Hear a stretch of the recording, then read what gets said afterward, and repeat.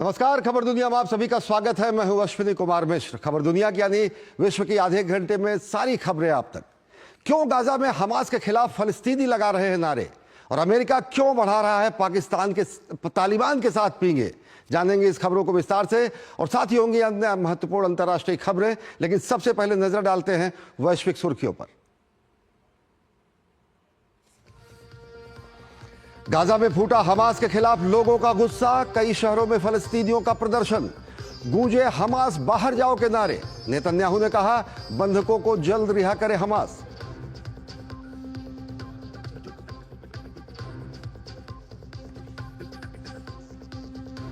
काला सागर सुरक्षा समझौता को लागू करने से पहले रूस ने रखी कई शर्तें, कृषि बैंक को स्विफ्ट अंतर्राष्ट्रीय भुगतान प्रणाली से जोड़ने सहित रखी कई मांगे। शर्तों को पूरा करने के लिए यूरोपीय देशों की सहमति होगी जरूरी।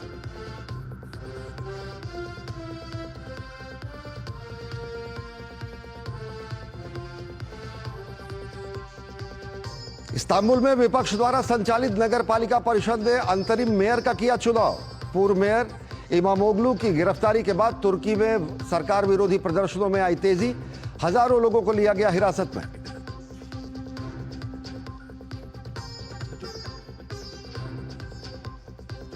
दक्षिण कोरिया के जंगलों में लगी आग ने मचाई तबाही, कम से कम 2 दर्जन लोगों की मौत। आग बुझाने गया हेलीकॉप्टर भी हुआ दुर्घटनाग्रस्त, पायलट की मौत, हजारों लोगों को सुरक्षित स्थानों पर पहुंचाया गया।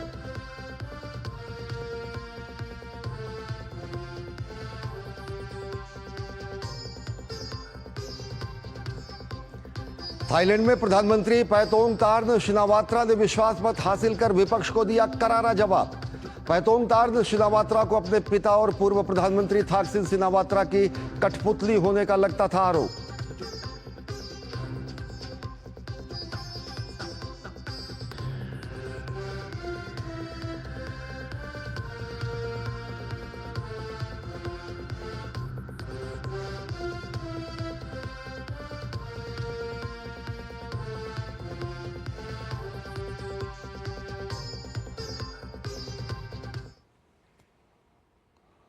और देखते हैं खबरों को विस्तार से। हमास बाहर जाओ, हमास आतंकी है, हमास को हम उखाड़ फेंकना चाहते हैं और फलस्तीन में बच्चे जीना चाहते हैं। ये नारे कहीं और नहीं लगे, गाजा में लगे हैं। जी हां, गाजा में पहली बार हमास के खिलाफ विरोध प्रदर्शन शुरू हुआ है। मंगलवार को 3 जगहों पर विरोध प्रदर्शन हुए, जिसमें हजारों लोग शामिल हुए। लोगों ने हमास को आतंकवादी संगठन कहते हुए सत्ता छोड़ने की मांग की है। मौत बरसाते बारूद, खून बहाती बंदूकें, वीरान होते शहर और मलबों के ढेर में छिपकर जान बचाने की कोशिश। पिछले करीब 1.5 साल से गाजा में यही हालात हैं। लेकिन खून खराबे की इस भयावह स्थिति से अब यहाँ के लोगों के सब्र का बांध टूट चुका है। गाजा के लोग खून में लथपथ अपनी जिंदगियों के लिए इजराइल के साथ साथ हमास को भी बराबर का जिम्मेदार मानने लगे हैं।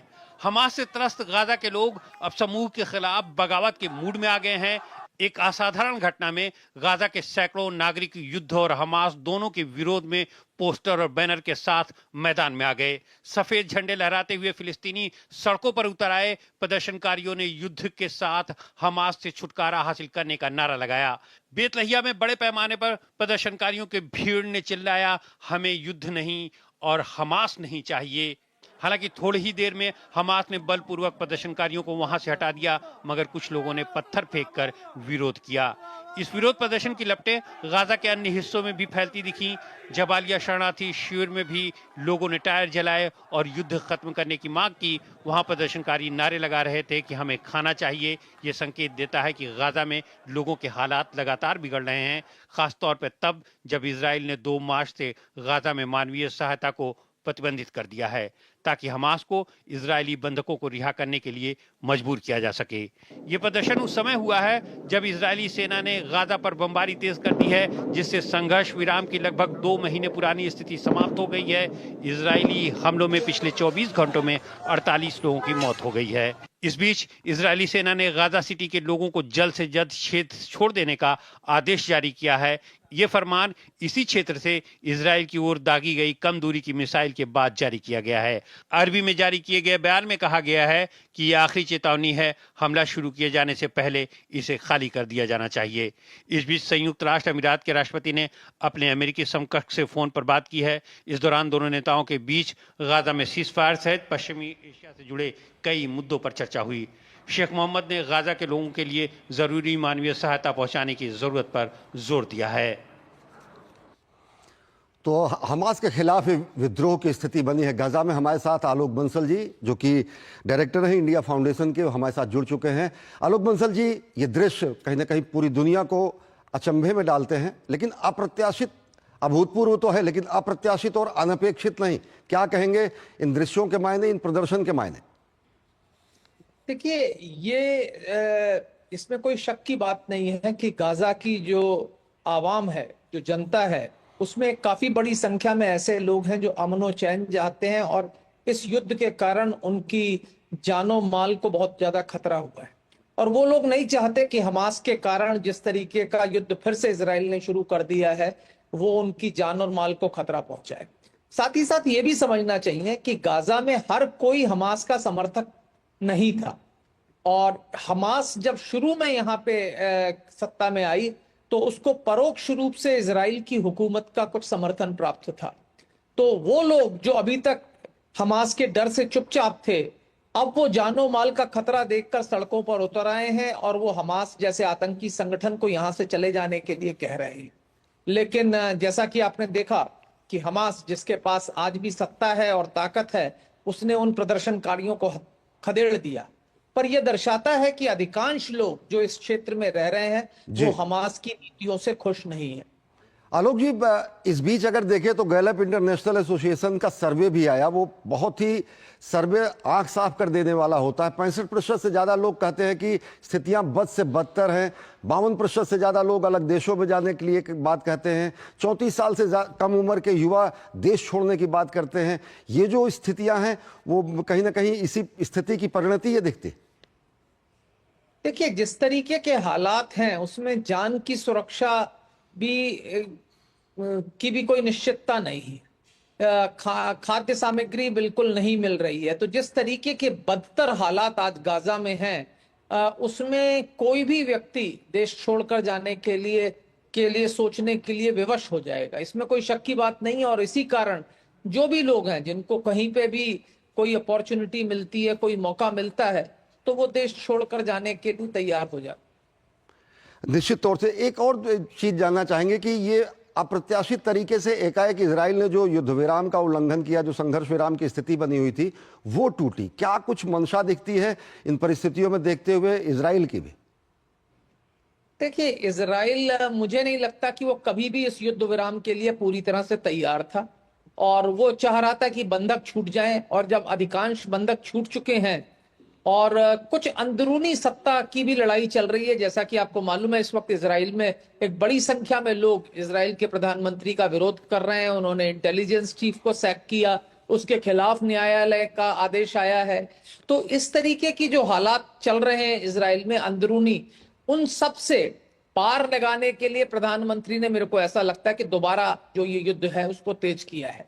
अगर आपको पहले भी याद हो, जब हमला किया गया था तो उसको काफी लंबा खींचा गया था, क्योंकि शुरुआत में जो प्रधानमंत्री की जो लोकप्रियता थी वो काफी कम थी और जनता उनके खिलाफ थी। लेकिन जैसे जैसे युद्ध आगे बढ़ा उनकी लोकप्रियता में इजाफा हुआ और वो काफी लोकप्रिय हो गए। और उसके बाद युद्ध विराम हुआ, उसमें भी काफी अच्छा रहा। लेकिन अब जो स्थिति है वो फिर राजनीतिक रूप से उनके खिलाफ हो रही है, और शायद इसलिए मुझे लगता है कि ये जो युद्ध दोबारा शुरू किया गया है, जिसमें पहले भी इजराइल का कोई कमिटमेंट नहीं था, वो बस सिर्फ यही चाह रहे थे कि उनके लोग जो है किसी तरीके से छूट जाएं, क्योंकि वो नहीं, इस बात के लिए पूरी तरह से तैयार नहीं थे कि वो गाजा को पूरी तरह से खाली कर दें और इसको फिर से पुनः जो पुनर्निर्माण की बात है, वो प्रक्रिया है, वो पूरी हो। आलोक जी, ये पूरा का पूरा अगर देखें जो स्थिति बनी है, दशकों से युद्ध जैसी स्थिति रही, संघर्ष की स्थिति रही। हम लोग तो अपने बचपन में या तो हर्जेगोविना और सर्ब की लड़ाइयों के बारे में सुना करते थे, या फिर गाजा और इजराइल की लड़ाइयों के बारे में। वो तो खैर शांत हुआ, कई पीढ़ियां बर्बाद हुई हैं। अब जबकि नई पीढ़ी जो सर्वे भी आया उस हिसाब से बता रहे हैं कि अधिकांश बहुतायत युवा इस शांति चाहते हैं। तो क्या एक कहीं शिफ्ट दिखता है माइंडसेट में भी युवाओं के? देखिए, शांति तो मेरे ख्याल से हर वक्त युवा चाहते थे कि शांति हो जाए, लेकिन शांति किन शर्तों पर हो वो में समस्याग्रस्त स्थिति है।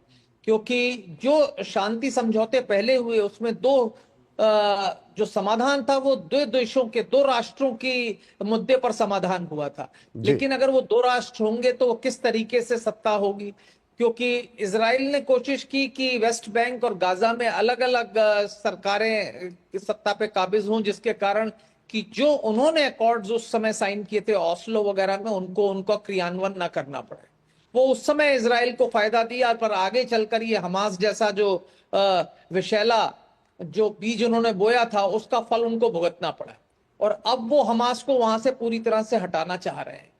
तो मेरा ये व्यक्तिगत रूप से मानना है कि कुछ एकोमोडेशन तो उनको फिलिस्तीनियों के साथ करना पड़ेगा। या तो गाजा में भी जो PLO जो कि फतह ग्रुप की सरकार है, या तो उसके अंतर्गत उसको सत्ता सौंपी जाए, कुछ ऑटोनॉमी, कुछ स्वायत्तता दी जाए, जिससे कि अरबों को लगे कि फिलिस्तीनियों को लगे कि उनकी भी कुछ मांगे पूरी हो गई हैं, उनकी भी कुछ आकांक्षाएं पूरी हो रही हैं। तब मेरे को लगता है कुछ शांति स्थापित हो सकती है। अन्यथा अगर आप ये सोचें कि सिर्फ बंदूक की गोली के दम पर एक समाधान निकलेगा, वो कहीं ना कहीं संभव नहीं। और भारत हमेशा ही कहता है कि शांति वार्ता मेजों पर होती है, युद्ध के मैदानों में नहीं। आलोक जी, हमसे जुड़े रहिए। एक और महत्वपूर्ण खबर पर हम आपसे जानेंगे आपकी विशेषज्ञ राय, लेकिन वक्त एक बेहद छोटे से ब्रेक का। देखते रहिए DD न्यूज।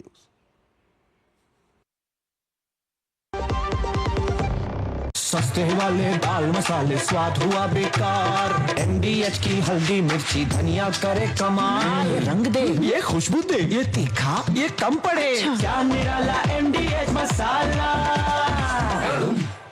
नमस्ते मास्टर जी। अरे करुण, तुम शहर से कब वापस आए?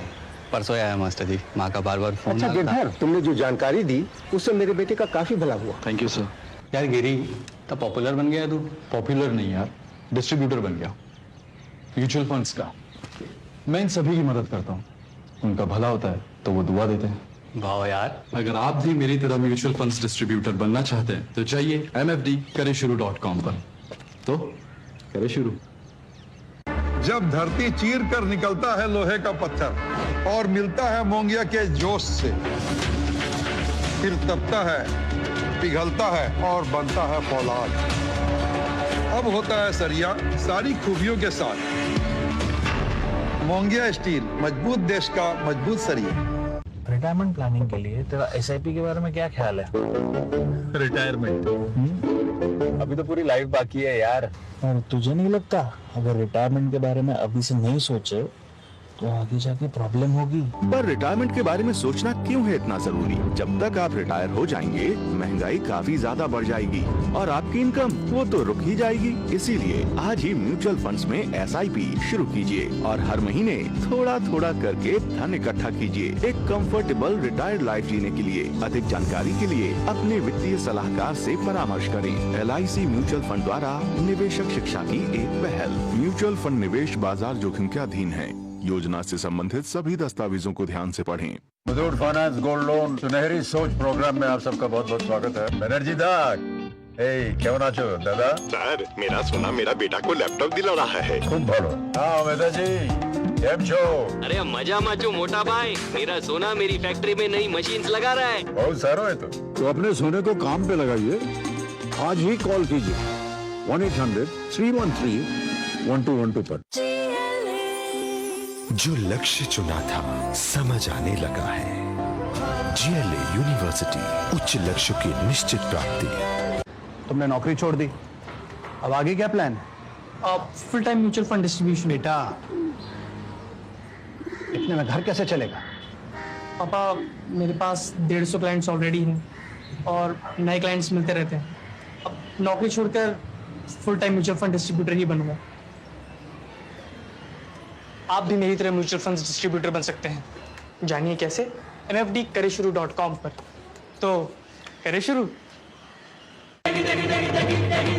MDH की देगी मिर्च, देगी मिर्च का तड़का, अंग अंग फड़का। MDH की देगी मिर्च। ब्रेक के बाद आप सभी का स्वागत है। अमेरिका ने तालिबान के साथ अपने संबंध बहाल करने के संकेत दिए हैं और अमेरिका ने हक्कानी नेटवर्क के प्रमुख समेत 3 लोगों से घोषित इनाम हटा लिया है। अपने दकियानूसी आतंकवादी चेहरे से पूरी दुनिया में अलग थलग पड़ चुके तालिबान के साथ अमेरिका के रुख में नरमी से पूरी दुनिया में अलग अलग मायने निकाले जा रहे हैं। दुनिया की आंखों में वादों की धूल झोंककर 2021 में अफगानिस्तान की सत्ता हथियाने वाले तालिबान का असली चेहरा जल्द ही बेनकाब हो गया था। मानवाधिकारों के साथ उनके क्रूर मजाक के कारण वे अब तक दुनिया से अलग थलग पड़े हुए हैं, लेकिन मानवाधिकारों का सबसे बड़ा चैंपियन अमेरिका अब तालिबान के एकांतवाद को तोड़ता नजर आ रहा है। हाल ही में अपने एक प्रतिनिधिमंडल को काबुल भेजकर अमेरिका ने तालिबान के साथ अपने संबंध बहाल करने के संकेत दे दिए हैं। हालांकि अमेरिका का कहना है कि यह दौरा अफगानिस्तान में 2 साल से कैद अमेरिकी नागरिक को छुड़ाने की कवायद थी। इस मुलाकात के बाद तालिबान ने जॉर्ज गिलीमैन को रिहा कर दिया। इसके बाद अमेरिका ने तालिबान के 3 प्रमुख नेताओं सिराजुद्दीन हक्कानी, अब्दुल अजीज हक्कानी, यहया हक्कानी पर से कई मिलियन डॉलर के इनाम हटा दिए। सिराजुद्दीन हक्कानी तालिबान शासन में आंतरिक मंत्री भी हैं। अमेरिका के इस कदम को मौजूदा वैश्विक परिदृश्य में एक महत्वपूर्ण घटना के रूप में देखा जा रहा है। गौरतलब है कि हक्कानी नेटवर्क पर अमेरिकी नेतृत्व में लड़ी गई जंग के दौरान कई गंभीर हमलों का आरोप है। इनमें अमेरिका, भारतीय दूतावासों और नाटो सेनाओं पर हमले शामिल हैं। लेकिन 2021 में तालिबान के सत्ता में आने के बाद ये नेटवर्क प्रशासन का अहम हिस्सा बन गया। अमेरिकी विदेश विभाग का कहना है कि इन लोगों पर इनाम जरूर हटा लिया गया है, लेकिन ये लोग अब भी आतंकवादियों की लिस्ट में शामिल हैं और ये नेटवर्क अब भी एक आतंकवादी संगठन है। लेकिन तालिबान अमेरिका के इस कदम को संबंधों में सुधार के संकेत मानते हैं। हालांकि इनाम हटाने में सिराजुद्दीन हक्कानी के अपने प्रयासों का भी अहम योगदान माना जा रहा है। खबरों के मुताबिक सिराजुद्दीन ने हाल ही में अपनी यूएई यात्रा के दौरान अमेरिकी अधिकारियों के साथ बैठक की थी।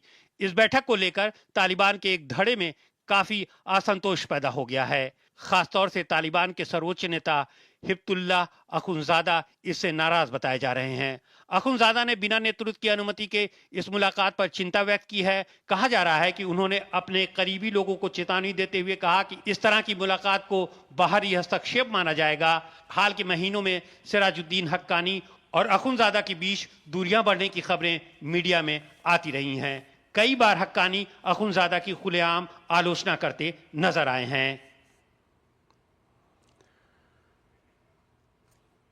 इंडिया फाउंडेशन के डायरेक्टर आलोक बंसल जी हमारे साथ जुड़े हुए हैं। आलोक जी, आपसे जानना चाहेंगे, दुनिया अलग अलग मायने निकाल रही है, क्या हैं इस नरमी के मायने?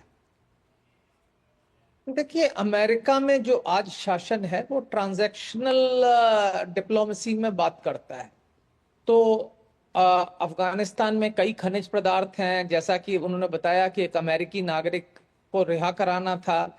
इन सब चीजों के लिए आज का जो शासन है वो तालिबान से बातचीत करने के लिए तैयार है और यही आपको दिखा। ज़ल्मै खलीलजाद जिन्होंने पहले बातचीत की थी वो भी इस डेलीगेशन के हिस्सा दिख रहे थे मुझे, जो आपने तस्वीरें दिखाई उसमें। तो उनके पहले से भी तालिबान के साथ बातचीत करने के और संबंधों का एक रिश्ता रहा है। और आज जो प्रशासन है उसके पास ऐसे कोई मुद्दे नहीं है कि वो तालिबान की खिलाफत करे। हालांकि तालिबान के रवैये में दिन प्रतिदिन कठोरता ही दिखाई जा रही है। वो जो महिलाओं का मुद्दा हो या सांप्रदायिक जो अल्पसंख्यक हो या एथनिक अल्पसंख्यक हो, उनके साथ वो किसी भी तरीके से कोई नरमी का रवैया नहीं दिखला रहे। और उसके बावजूद अमेरिका जिस तरीके से उनसे बातचीत कर रहा है वो ये दर्शाता है कि जो अमेरिका का जो भाषण होता है और जो दूसरों के ऊपर जो वो वक्तव्य देते रहते हैं धार्मिक सहिष्णुता का या किसी अन्य उदारवाद का, वो सिर्फ भाषण ही है। क्योंकि जब उनकी कथनी और करनी में काफी फर्क नजर आता है, क्योंकि तालिबान जैसे संगठन से जो महिलाओं को पूरी तरह से घर के अंदर कैद करने में विश्वास करता है, अगर वो उसके साथ हाथ मिलाने के लिए तैयार है तो फिर उनकी कथनी पर कोई भरोसा करना मेरे ख्याल से किसी के लिए भी उपयुक्त नहीं हो। निश्चित तौर से आतंकवाद पर दोहरे मानदंड या फिर गुड टेररिज्म या बैड टेररिज्म, ये निश्चित तौर से अंतर्राष्ट्रीय स्थितियों में लोगों के विचार में आएंगे। बहुत बहुत धन्यवाद आलोक बंसल जी हमसे जुड़ने के लिए, विस्तार से अपने विचार साझा करने के लिए। और बुलेटिन में फिलहाल वक्त है एक छोटे से ब्रेक का। देखते रहिए खबर दुनिया की। जीरा से प्यास बुझाएं, डाइजेशन के लिए मस्त, शरीर में नमक पानी का बैलेंस बनाए।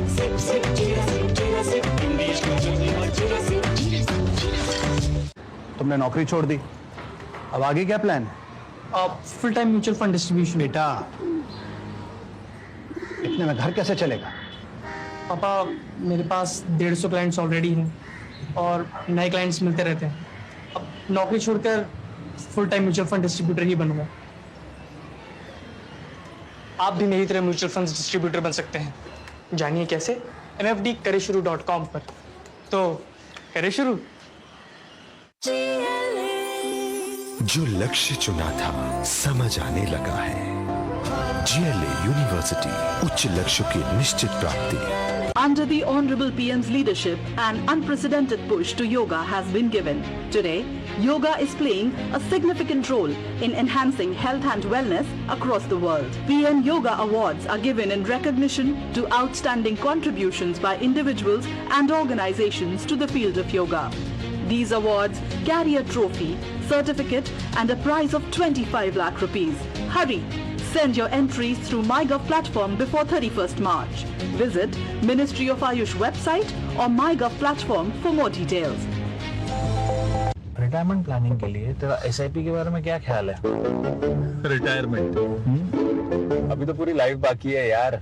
और तुझे नहीं लगता अगर रिटायरमेंट के बारे में अभी से नहीं सोचे तो आगे जाके प्रॉब्लम होगी? पर रिटायरमेंट के बारे में सोचना क्यों है इतना जरूरी? जब तक आप रिटायर हो जाएंगे महंगाई काफी ज्यादा बढ़ जाएगी और आपकी इनकम वो तो रुक ही जाएगी। इसीलिए आज ही म्यूचुअल फंड्स में SIP शुरू कीजिए और हर महीने थोड़ा थोड़ा करके धन इकट्ठा कीजिए एक कंफर्टेबल रिटायर्ड लाइफ जीने के लिए। अधिक जानकारी के लिए अपने वित्तीय सलाहकार से परामर्श करें।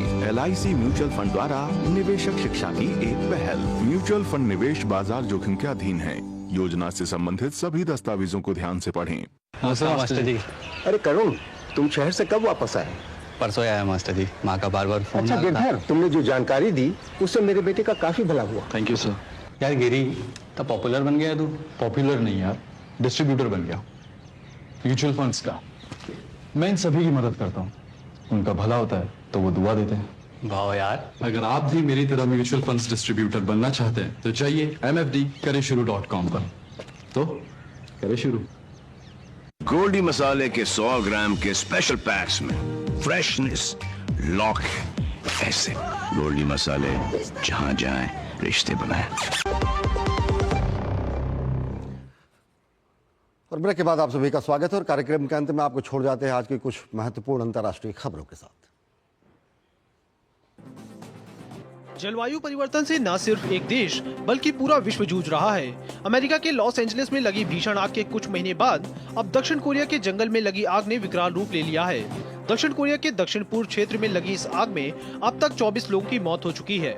वहीं इस आग में 1300 साल से भी अधिक पुराना बौद्ध मंदिर जलकर नष्ट हो गया है।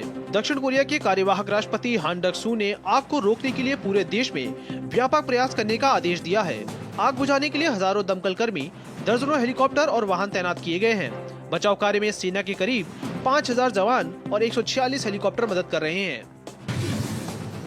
अमेरिका ग्रीनलैंड पर अपना प्रभाव लगातार बढ़ाने की कोशिश कर रहा है। इस सबके बीच अमेरिका के उपराष्ट्रपति JD वैंस जल्द ही ग्रीनलैंड का दौरा करने वाले हैं।